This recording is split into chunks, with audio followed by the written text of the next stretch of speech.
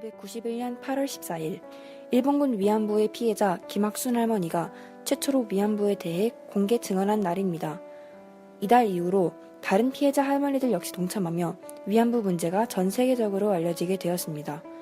할머니들이 바라는 것은 일본의 진심 어린 사과. 하지만 26년이 지난 아직까지도 위안부 문제는 해결되지 않았습니다.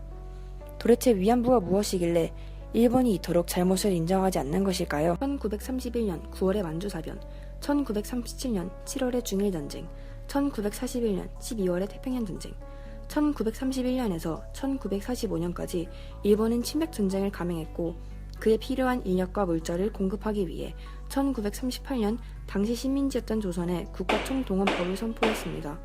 국민징용령, 학도지원병제, 징병제 등을 통해 조선의 청년들을 광산, 공장, 전쟁터로 끌고 갔으며 이때 여성들도 강제 동원되어 군수공장에서 노동력을 착취당하거나 일본군 위안소에서 지속적인 성노예 생활을 강요받았습니다. 이처럼 위안소에서 지속적인 성폭력을 당한 여성들을 일본군 위안부라고 부릅니다. 1993년 8월 고노 요에이 관방장관과의 고노 담화에서 일본은 일본군 위안부에 대한 강제성을 인정했지만 아베 신조는 고노 담화를 수정하는 등 무력화시키려는 노력을 했습니다.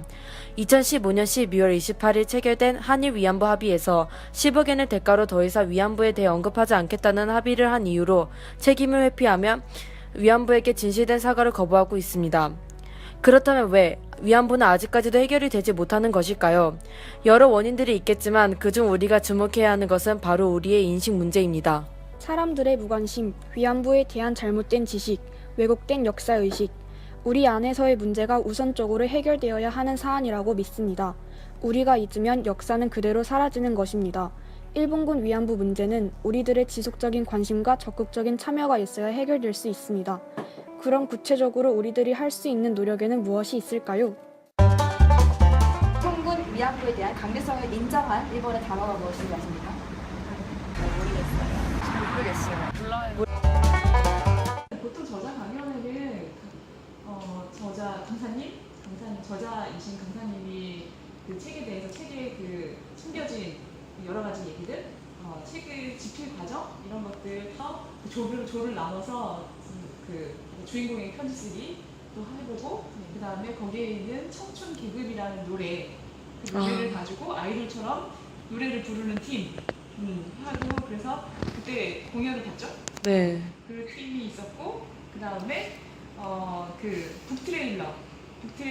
북트레일러를 만드는 그 유튜브에 올리는 그런 팀이 있었고 그 다음에 일본군 위안부에 관해서 그 주제 발표할 팀을 자기가 하고 싶은 거로 나눠서 역할을 정해가지고 했었죠. 그리고 동아리에서 그 수요식회를 갔다 왔었고 교내에서 캠핑, 그런 거 알리는 캠핑 했었어요. 저희 내용 이렇게 있고 사람들 이렇게 지나가서 읽게 하고 퀴즈를 내서 밥 먹고 내려오고 일단 그 교과서에 그런 내용 받게 됐고 그리고 위안부 합의 이런 것도 있어요.